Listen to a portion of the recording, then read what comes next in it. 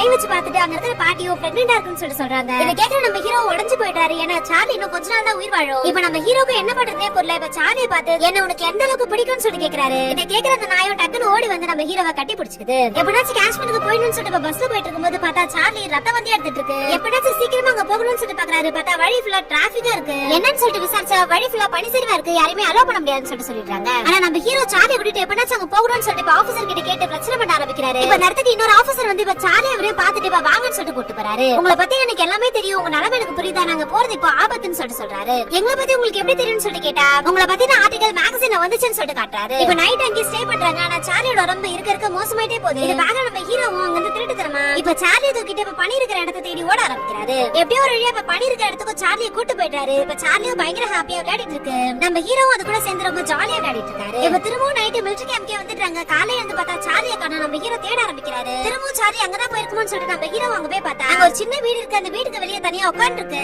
இப்ப நம்ம ஹீரோவும் அதுகிட்ட போய் ஏன் சார்லி என்ன தனியா விட்டு வந்தேன்னு சொல்லி கேக்குறாரு. அது பாட்டு அமைதியா வந்து நம்ம ஹீரோ மடியில படுத்துக்குது. நம்ம ஹீரோவும் சின்ன வயசுல என் ஃபேமிலி இழந்தா இப்ப நீ என்ன விட்டு போறிய சார்லின்னு சொல்லிட்டு பயங்கரமா அழுதுட்டு இருக்காரு. இப்ப அந்த நாயும் பாவமா நம்ம ஹீரோட முகத்தை பாக்குது. என்னால முடிஞ்ச வரைக்கும் உன்னை காப்பாத்துறதுக்கு நான் எவ்வளவு ட்ரை பண்ணேன். இதுக்கப்புறம் என்ன பண்ணி உன்னை காப்பாத்துறதுன்னு எனக்கு தெரியல சார்லின்னு சொல்லி இப்ப கட்டி பிடிச்சிட்டு பயங்கரமா அழுதுட்டு இருக்காரு. இது வரைக்கும் எனக்காக பண்ண எல்லாத்துக்கும் தேங்க்ஸ் சொல்லிட்டு அந்த குட்டி பொண்ணு சொல்லி கொடுத்த மாதிரி இப்ப தேங்க்ஸ் சொல்லுது. அதை பார்க்க நம்ம ஹீரோக்கு இன்னும் கஷ்டமாயிடுது. இப்ப ஹீரோ மடியில படுத்துட்டு சார்லி கடைசியில இறந்தே போயிடுது. இத பார்க்க நம்ம ஹீரோ இப்ப பயங்கரமா அழுதுட்டு இருக்காரு. பார்த்தா அந்த வீட்டுக்குள்ள இருந்து ஏதோ சவுண்ட் கேக்குது. என்னன்னு சொல்லிட்டு உள்ள பார்த்தா இப்ப பிறந்த நாய்க்குட்டி ஒண்ணு இருக்கு. பார்த்தா சார்லி குட்டி போடுறதுக்காக தான் இந்த இடத்துக்கே வந்திருக்கோம். இப்ப அந்த குட்டி சார்லியை மடியில எடுத்து வச்சுக்கிட்டு இறந்து போன சார்லியை பார்த்து ஃபீல் பண்ணிட்டு இருக்காரு. இப்ப ஊருக்கு போனதும் சார்லி பேர்ல அனிமல் ரெஸ்கியூ சென்டர் ஒண்ணு ஆரம்பிச்சிடுறாரு.